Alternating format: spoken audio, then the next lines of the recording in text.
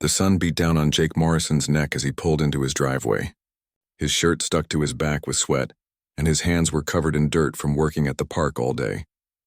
The temperature had hit 95 degrees, and his truck's air conditioning had died somewhere around noon. All he wanted was a cold shower and something to drink. Jake stepped out of his truck and grabbed his toolbox from the back.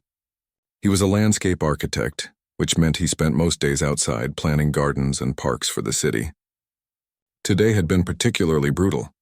They were installing new irrigation systems in the heat, and his crew had worked through lunch to stay on schedule.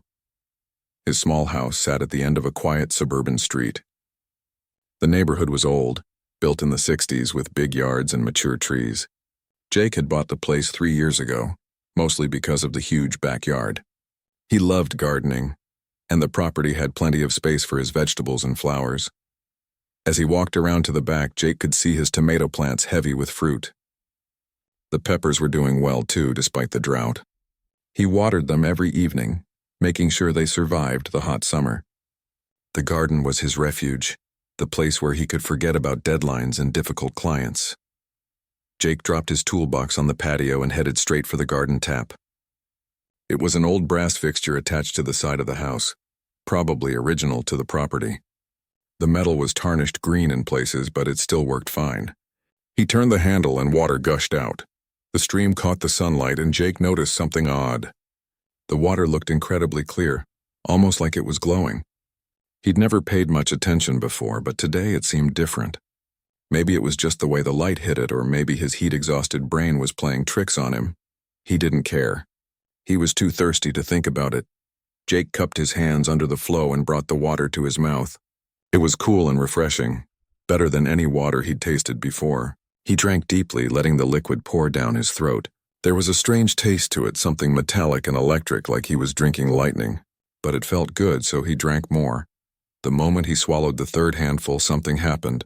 A voice spoke inside his head. Not in his ears, but directly in his mind. The words were clear and precise, spoken in a tone that seemed both ancient and somehow alive. "You don't know what you just became." Jake jerked backward, water spilling from his hands. He spun around, searching his yard for whoever had spoken. The garden was empty. No neighbors were visible over the fence.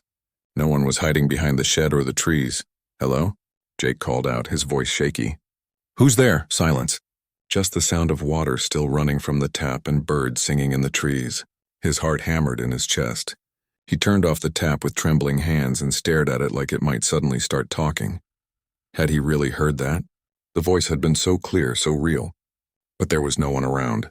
Jake pressed his palms against his eyes and took a deep breath. He'd been working in the heat all day. Dehydration could cause hallucinations, couldn't it? Maybe he'd had a touch of heat stroke. He went inside, grabbed a bottle of water from the fridge and drank it slowly. His hands were still shaking. Jake sat at his kitchen table and tried to rationalize what had happened. It was the heat. It had to be the heat. People heard things when they were dehydrated. It didn't mean anything, but the voice had been so specific. "You don't know what you just became." What kind of hallucination was that? Jake spent the rest of the evening trying to distract himself. He made dinner, watched television, and checked his email for work. But his mind kept drifting back to the garden tap and that impossible voice. Every time he thought about it, a chill ran down his spine despite the warm evening air. When he finally went to bed, Jake expected to lie awake for hours. Instead, he fell asleep almost immediately, as if something was pulling him under. The dreams started right away. Jake found himself floating in space, surrounded by stars that seemed closer than they should be. Massive ships moved through the darkness, vessels so large they made Earth's biggest aircraft carriers look like toys. They were beautiful and terrifying, covered in lights that pulsed with unknown purposes. He saw beings made of pure energy, creatures that had no solid form, but communicated in bursts of color and sound. They were having conversations, and somehow Jake understood them. They were talking about worlds and species, about tests and transformations, about something they called the bridge. The dream shifted, and Jake stood on a planet with purple sky and 3 moons. Structures rose around him, towers made of crystal and metal that reached into the clouds. The architecture was beyond anything human, built according to mathematics he'd never learned but somehow recognized. A figure approached him, humanoid but clearly not human. Its skin shimmered like oil on water, reflecting colors that shouldn't exist. It reached out a hand, and when Jake took it, information poured into his mind. Languages, sciences, histories of civilizations that rose and fell millions of years before humans existed. The figure spoke without moving its mouth. The catalyst has chosen. The bridge begins. Jake woke with a gasp, sitting up in bed. Sunlight streamed through his window. He'd slept the entire night without waking once, which was unusual for him. He was normally a light sleeper, waking up several times to use the bathroom or check his phone. But it was the dreams that bothered him. They'd been so vivid, so detailed. Jake could still see the alien ships, could still feel the hand of that strange being. Most dreams faded quickly after waking, but these stayed sharp and clear in his memory. He got out of bed and walked to the bathroom. When he looked in the mirror, Jake froze. His eyes looked different. The color was the same, brown like always, but they seemed brighter somehow, more focused. He leaned closer to the mirror and blinked several times. Was he imagining it? Jake shook his head and started his morning routine. He was being paranoid. It was just a weird day yesterday. And weird days led to weird dreams. Nothing more. He'd go to work, spend time outside doing normal things, and forget all about mysterious voices and strange water. But as he brushed his teeth, Jake couldn't shake the feeling that something fundamental had changed. Something inside him felt different, like a switch had been flipped that couldn't be turned back off. He tried to ignore it, but the sensation persisted. The voice's words echoed in his mind as he got dressed for work. "You don't know what you just became." Jake looked out his bedroom window at the backyard, at the innocent-looking garden tap gleaming in the morning sun. What had been in that water? And what had it done to him? He didn't know yet, but he would find out soon enough. Jake's alarm went off at 6 in the morning, but he was already awake. In fact, he realized with a start, he'd been awake for the past hour, just lying in bed and thinking. That wasn't like him. He usually had to drag himself out of sleep every morning. The strange thing was, he didn't feel tired. He felt more alert and energized than he had in years. Jake sat up and stretched, noticing that his muscles didn't ache from yesterday's work. Normally, after a long day of physical labor, he'd wake up sore. Today, nothing. He went through his morning routine and headed to the work site. The day passed in a blur of activity, but Jake kept noticing small, odd things. When his coworker Danny called out from across the park, Jake heard him perfectly, even though Danny was at least 200 feet away. He could hear Danny's exact words crystal clear, as if his friend was standing right next to him. During lunch, Jake read the nutrition label on his sandwich wrapper. He found himself calculating the exact calories and nutrients, breaking down the percentages and ratios in his head without effort. Math had never been his strong subject, but now equations solved themselves in his mind automatically. "You okay, man?" Danny asked, waving a hand in front of Jake's face. "You've been staring at that wrapper for like 5 minutes. Jake blinked and looked up. "Yeah, sorry. Just tired." But he wasn't tired. That was the problem. He felt incredible. The weirdness continued over the next few days. Jake discovered he could read street signs from blocks away. When he went grocery shopping, he could hear conversations from 3 aisles over. He started wearing earplugs at work because the constant noise of the city was becoming overwhelming. Every sound seemed amplified, from car engines to people's footsteps to the rustle of leaves in the wind. His strength was changing too. On Wednesday, Jake accidentally broke his favorite coffee mug just by picking it up. The ceramic shattered in his hand like it was made of paper. He stared at the pieces, confused and alarmed. He hadn't squeezed hard at all. That afternoon, he closed his car door and left a dent in the metal. Jake stood there looking at the damage, his hand still on the door. He'd just pushed it closed like normal, but somehow he'd caved in the panel. It would cost hundreds to fix. Something was very wrong. By Friday, Jake couldn't ignore it anymore.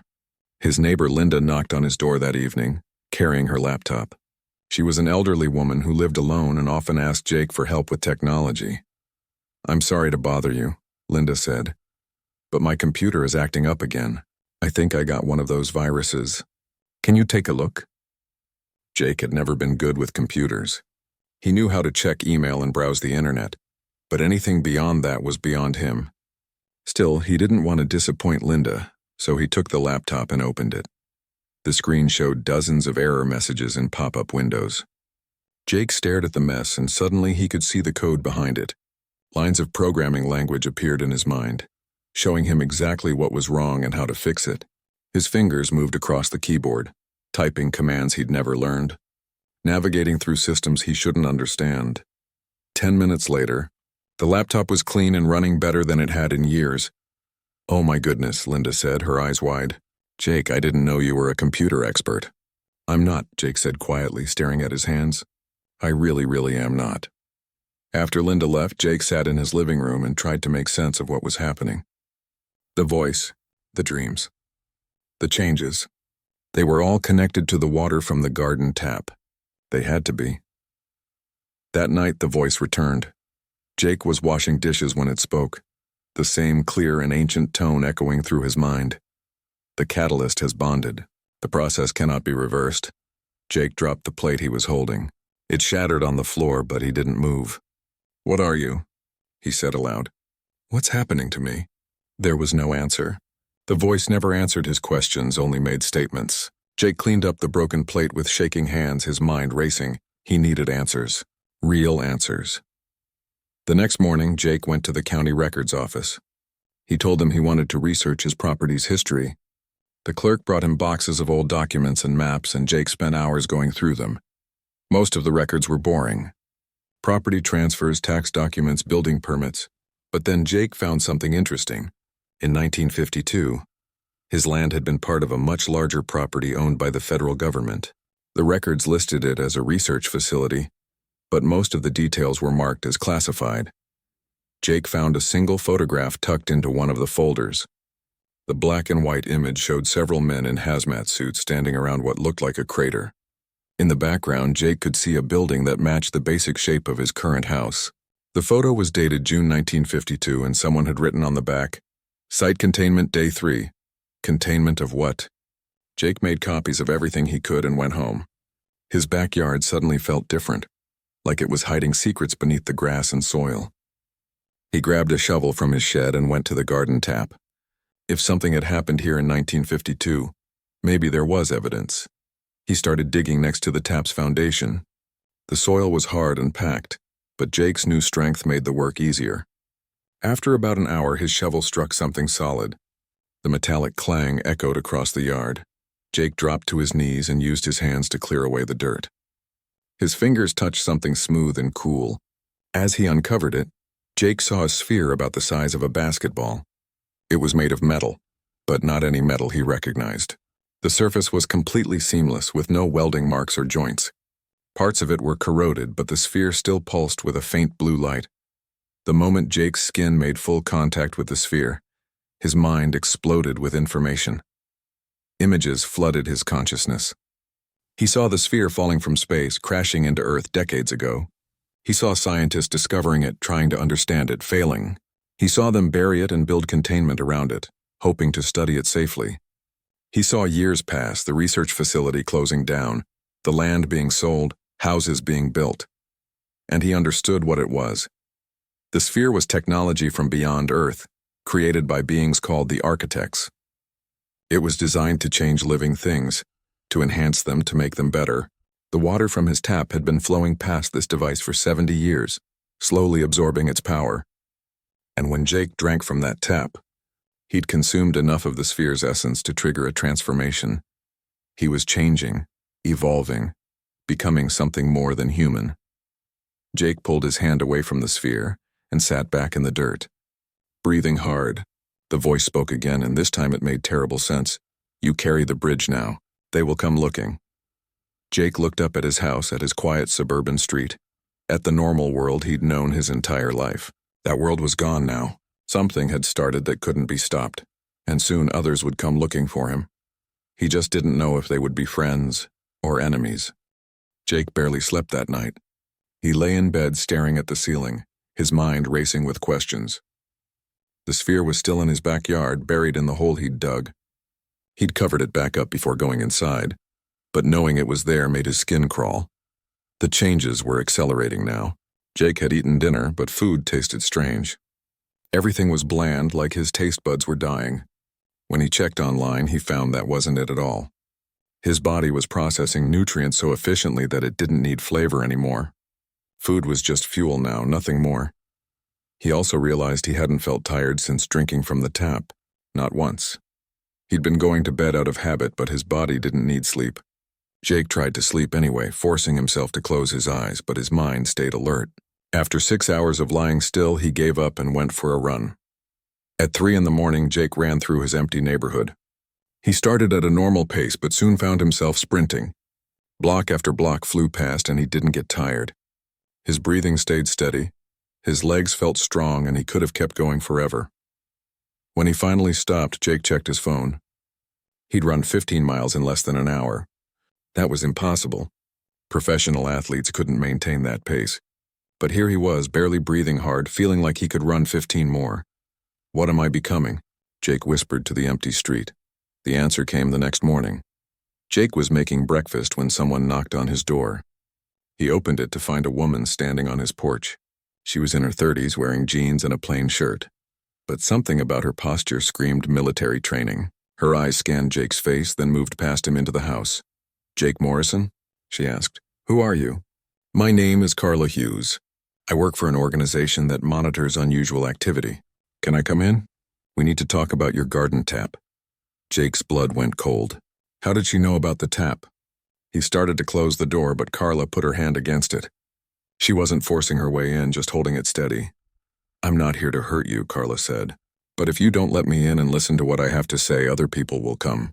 People who will hurt you, please." Something in her voice made Jake step back and let her inside. Carla entered quickly, closing the door behind her and checking the windows. She pulled a small device from her pocket and pressed a button. The device beeped once. "We're clear," Carla said. "No one's listening, yet." She sat down at Jake's kitchen table without being invited and pulled out a folder. Inside were photographs, documents, and maps. Jake recognized his property in several of the images.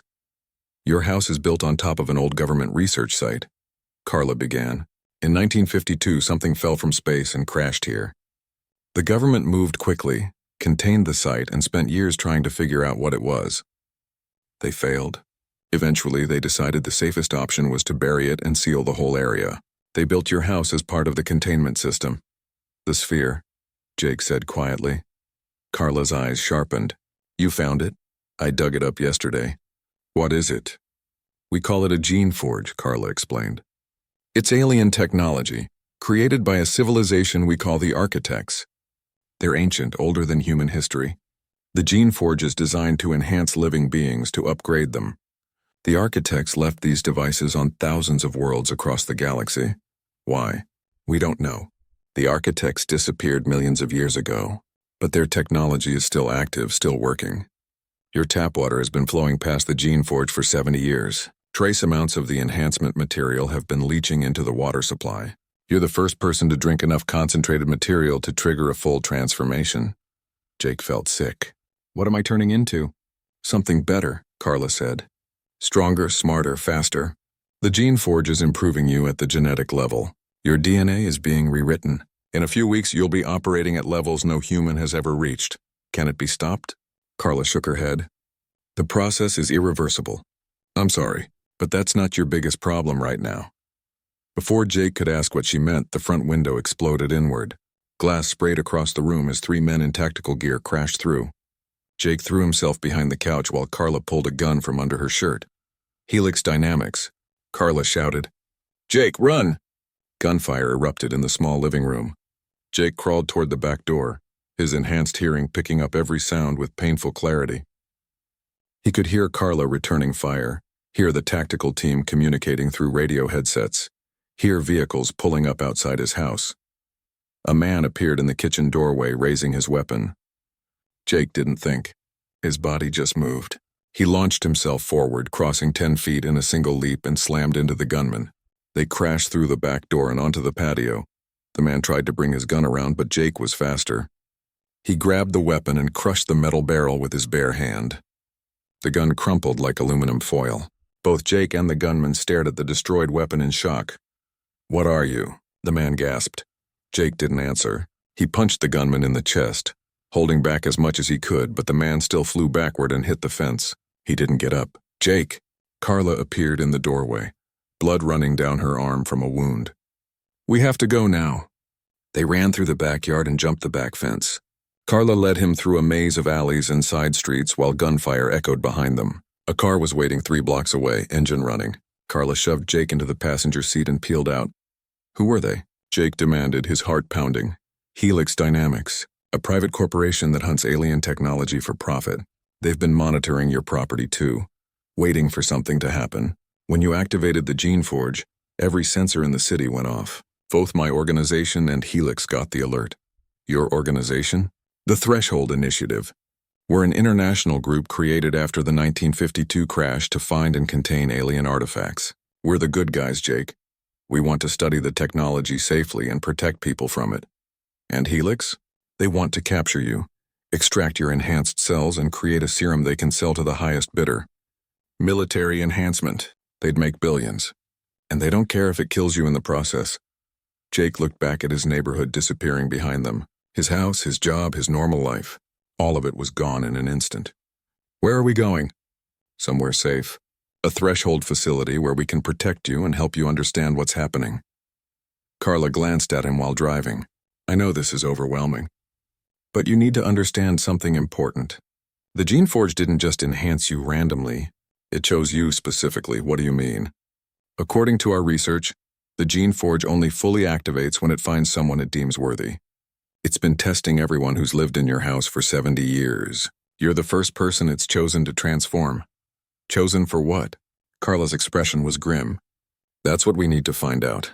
Because according to alien records we've recovered, the Gene Forge doesn't create enhanced humans. It creates something called an architect candidate, and every species that's ever produced one has disappeared from the galaxy within a generation." Jake stared at her, the implications slowly sinking in. "You're saying I might be dangerous." "I'm saying you might be humanity's future," Carla corrected. "Or its end. We won't know until we understand more. But Jake, you need to know something else. Sensors detected an anomaly in deep space 3 days ago. Something massive changed course and is now heading toward Earth. It's been dormant for millions of years, but when you activated the Gene Forge, you woke it up. What is it? We don't know. But it's old, it's powerful, and it's coming for you. That's why we need to figure out what you're becoming before it arrives." Jake looked down at his hands, hands that had crushed metal and broken through doors, hands that belonged to something that wasn't entirely human anymore. The voice echoed in his memory once more. "You don't know what you just became." But he was starting to understand, and it terrified him. The Threshold Initiative facility was buried deep beneath the Rocky Mountains. Carla drove for hours, taking back roads and changing vehicles twice to make sure they weren't followed. By the time they reached the hidden entrance, Jake's mind was numb with shock and exhaustion. A massive steel door opened in the side of a mountain, revealing a tunnel that led deep underground. Carla drove through several security checkpoints, each one scanning them with technology Jake didn't recognize. Finally, they parked in a huge underground garage filled with vehicles and equipment. "Welcome to Site 7, Carla said, helping Jake out of the car. "This is one of our primary research facilities. You'll be safe here." The facility was enormous. Hallways stretched in every direction, filled with people in lab coats and military uniforms. Jake saw rooms full of strange objects, things that clearly weren't from Earth. Devices that glowed with inner light, metals that seemed to shift colors, containers holding substances that defied physics. Carla led him to a medical bay where doctors examined him for hours. They took blood samples, ran scans, and tested his abilities. Jake lifted weights that should have been impossible for him to move. He ran on a treadmill at speeds that would have killed a normal person. His reflexes were measured in milliseconds. "Remarkable," one doctor muttered, looking at the results. "Your cellular structure is changing rapidly. Within a week, you'll be operating at levels we've never seen in a human being." After the tests, Carla took Jake to meet the other enhanced individuals. There were 7 of them, people who'd encountered different alien artifacts over the years. A woman named Kelly could see energy patterns invisible to normal eyes. A man called Victor had been exposed to something that made him virtually indestructible. Each of them had unique abilities, but none were as powerful as what was happening to Jake. "The Gene Forge is the most sophisticated piece of architect technology we've ever found," Victor explained as they sat in a common room. "The rest of us were changed by accident by broken or incomplete devices. You're the first person to experience a full, intentional transformation. Lucky me, Jake said bitterly. Kelly touched his arm gently. I know it's hard. I spent months hating what happened to me. But you'll learn to adapt. We all did. Before Jake could respond, alarms started blaring throughout the facility. Red lights flashed and automated voices announced a code blue situation. Carla burst into the room, her face pale. Conference room now, she ordered. Everyone. They gathered in a large room where screens covered the walls. A man in his 50s stood at the front wearing a lab coat over military fatigues. His name tag read Dr. Peter Lawson, Director. 3 hours ago, our deep space sensors detected an object entering the solar system, Peter said, bringing up an image on the main screen. It's massive, roughly the size of our moon, and it's moving fast. Too fast for anything natural. The screen showed a structure unlike anything Jake had ever seen. It was geometric and precise, covered in patterns that hurt to look at. The thing seemed to shimmer and shift, as if it existed in more dimensions than human eyes could process. What is it? Jake asked. We call it the Crucible, Peter said grimly. We've known about it for years, but it's been dormant in deep space for as long as we've been watching. Until 3 days ago, when it suddenly changed course and started heading toward Earth. 3 days ago, Carla said quietly. That's when Jake drank from the tap. Peter nodded. Exactly. The gene forge sent out a signal when it activated. The Crucible received that signal and woke up. According to records we've recovered from other alien artifacts, the Crucible is an ancient testing facility. Every civilization that activates a gene forge brings the Crucible to their world. What kind of test? Jake felt cold dread spreading through his chest. We don't know the specifics, but we know what happened to the other species who took it. Peter brought up new images on the screens. Strange symbols and alien writing covered the displays. The Dralics, the Yun Collective, the Kretar Empire. All of them were advanced civilizations, millions of years old. All of them activated gene forges on their homeworlds, and within one generation every single one of them vanished completely. The room fell silent. Jake stared at the alien writing, his enhanced mind automatically translating parts of it. He could see patterns in the symbols, mathematical relationships that described the rise and fall of entire civilizations. So I've doomed humanity, Jake said quietly. By drinking water from my garden tap, I've sentenced our entire species to extinction. We don't know that, Carla said firmly. Maybe the other species failed because they weren't ready. Maybe humans are different. How? Victor demanded. How are we different from civilizations millions of years more advanced than us? Because we're stubborn, Kelly said suddenly. Everyone turned to look at her. Think about human history. Every time we face something impossible, we find a way through it. We're adaptable, creative, and too stupid to know when we're beaten. Maybe that's what the architects were looking for. Peter considered this. It's possible. The gene forge chose Jake specifically. Maybe it saw something in humanity that was missing in the other species. Or maybe it saw a species dumb enough to fall for the same trap that killed everyone else. Jake said. He stood up, his chair scraping against the floor. How long until the Crucible gets here? At current speed, approximately 14 days, 2 weeks. Jake had 2 weeks to figure out what he was becoming and how to face an ancient test that had destroyed countless civilizations. The weight of it pressed down on him, making it hard to breathe. There's one more thing, Peter said hesitantly. The gene forge in your backyard, it's not complete. What you experienced was only the first stage of the transformation. What do you mean? The gene forge is designed to bestow 7 stages of enhancement. Each stage makes you more powerful, more connected to architect technology. You've only completed stage 1. To face the Crucible, you'd need to complete all 7 stages. And if I do that? Peter's expression was troubled. We don't know. The records suggest that someone who completes all 7 stages becomes something beyond human comprehension. They might not even be recognizable as the person they were before. Jake thought about his life just a week ago, working in the park, watering his garden, living a normal suburban existence. That person felt like a stranger now, someone from a different lifetime, and if he completed the transformation, that stranger would be gone forever. What happens if I don't complete it? Jake asked. What if I stay at stage 1 and refuse to go further? Then the Crucible will arrive, test you, and you'll fail, just like all the others. And humanity disappears. Most likely, yes. Jake walked to the window that overlooked the underground facility. Hundreds of people worked below, Scientists and soldiers trying to understand alien technology and protect Earth from threats beyond the stars. They had no idea what was coming. No idea that their entire future depended on a landscape architect who'd made the mistake of drinking from his garden tap. "I need to go back," Jake said finally. "What?" Carla stood up. "Jake, Helix Dynamics is hunting you. They'll have people watching your house. I don't care. The gene forge is still there, buried in my backyard. If I'm going to do this, if I'm going to try to save humanity, I need to complete the transformation. All 7 stages. It could kill you," Peter warned. "Your body might not survive the change. If I don't try, we're all dead anyway." Jake turned to face them. "The voice in my head, the one from the gene forge, it told me something. It said I carry the bridge now. I think that means I'm supposed to be a connection between humans and the architects. But I can't do that at stage 1. I need to go all the way." The room erupted in arguments. Some people thought Jake was right, that completing the transformation was their only chance. Others thought it was suicide, that Jake would die or lose his humanity in the process. Peter tried to maintain order, but everyone was shouting. Carla pushed through the crowd and grabbed Jake's arm. "If you're going to do this, I'm coming with you. It's too dangerous. I don't care.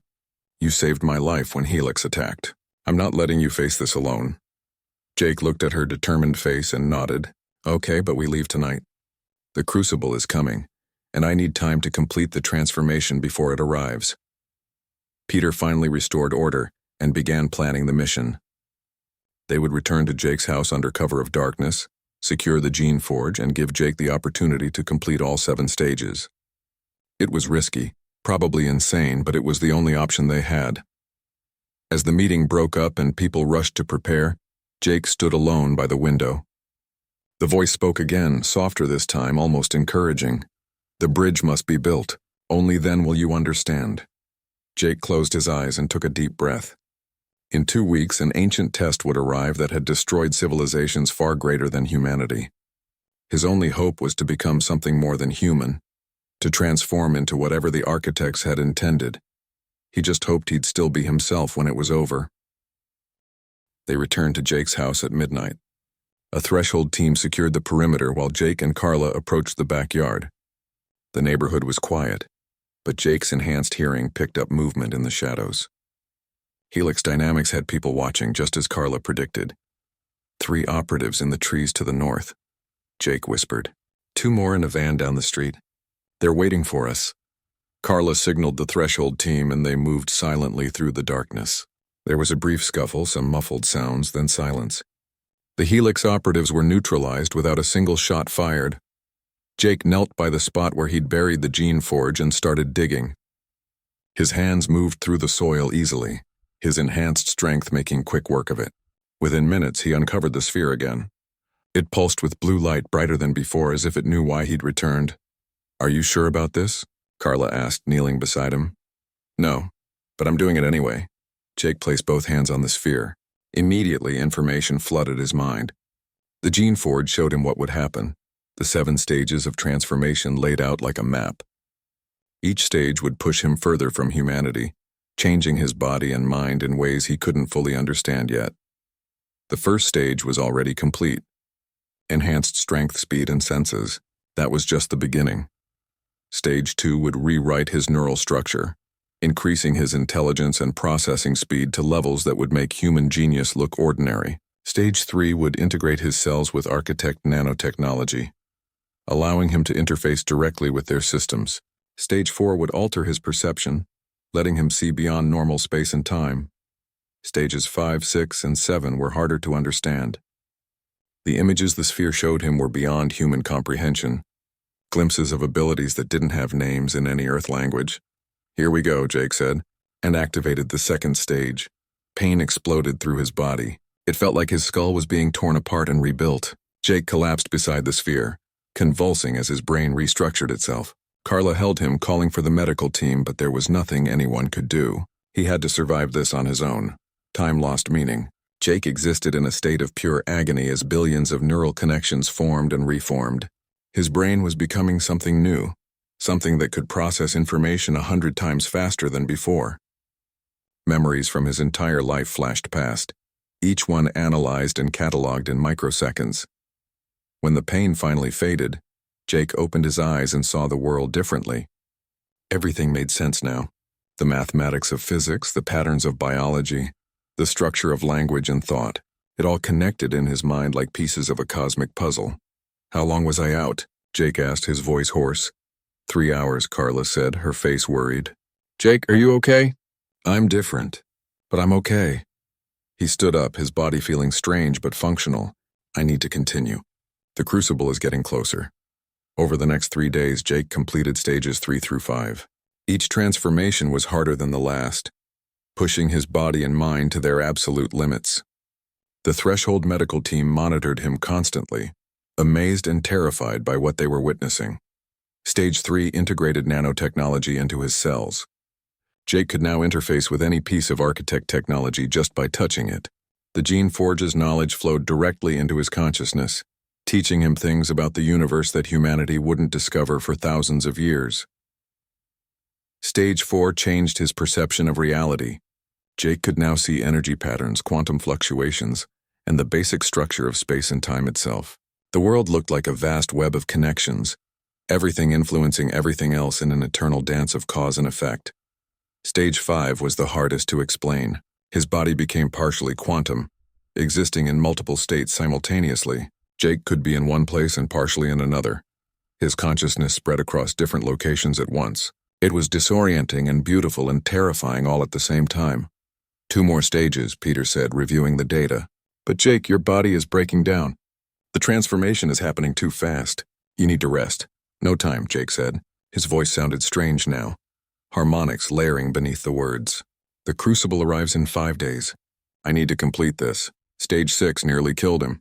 For 24 hours, Jake's body broke apart at the molecular level and rebuilt itself into something that barely resembled a human anymore.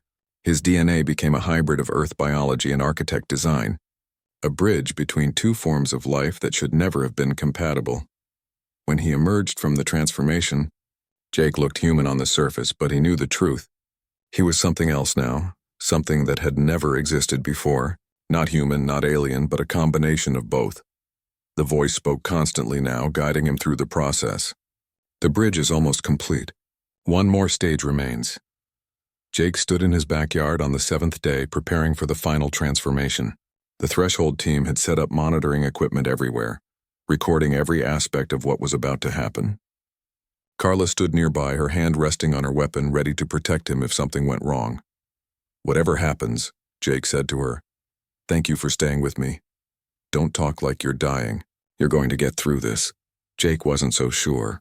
The 7th stage was different from all the others. It wasn't just about physical or mental changes.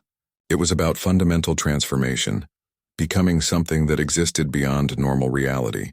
The Gene Forge's images showed him glimpses of what that meant, and it was both wonderful and terrible.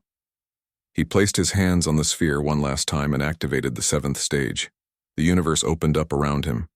Jake's consciousness expanded outward, touching stars and galaxies, feeling the pulse of life across the cosmos.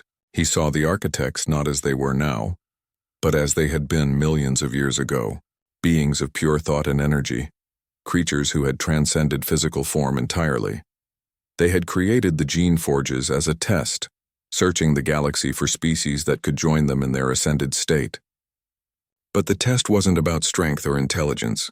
It was about sacrifice, the ability to give up everything you were for the good of your species. Every civilization that had encountered the Gene Forge faced the same choice. Ascend and join the architects, gaining infinite knowledge and power but leaving your people behind forever. Or refuse and return home, shutting down the Gene Forge and the Crucible, ensuring your species would never be contacted again but remaining with your people. Every species had chosen ascension. They had abandoned their civilizations for personal transcendence, and without their transformed members to guide them, those civilizations had fallen apart and disappeared. But Jake saw a third option, something none of the previous candidates had considered. He could accept partial ascension, becoming a bridge between humanity and the architects. He would carry the knowledge back but remain human enough to share it, to guide his species without abandoning them. The Gene Forge had never encountered this choice before. Its programming hesitated, analyzing whether this was allowed. Jake pushed his will against the ancient technology, using all 7 stages of enhancement to force his decision through. I won't abandon humanity. I won't leave them to figure this out alone. If you want a bridge, I'll be one, but I'm staying with my people. For a long moment, nothing happened. Then the Gene Forge's light changed from blue to golden, and Jake felt the transformation shift direction. Instead of pulling him away from humanity, it anchored him to it. He became something that could exist in both worlds simultaneously, understanding the architects while remaining connected to Earth. When Jake opened his eyes, he was standing in his backyard again. Carla and the Threshold team stared at him in shock. He looked human, but there was something in his eyes now, a depth that hadn't been there before. Did it work? Carla asked. Yes, but not the way the architects expected. Jake looked up at the night sky where the Crucible was approaching. I need to go up there and talk to it. What will you tell it? That humanity chooses a different path. We're not abandoning Earth for transcendence, and we're not shutting ourselves off from the galaxy. We're taking the knowledge and staying here, building our own future. 3 days later, Jake stood in a shuttle heading toward the Crucible. The massive structure loomed in space, larger than anything humanity had ever built. Its surface was covered in symbols and patterns that Jake could now read, ancient instructions for species taking the test. When the shuttle docked with the Crucible, Jake stepped inside alone. The interior was vast and empty, filled with echoes of the billions of beings who had come before. At the center was an intelligence, an artificial mind left by the architects to administer the test. You are incomplete, the intelligence said, its voice filling Jake's mind. The transformation is not finished.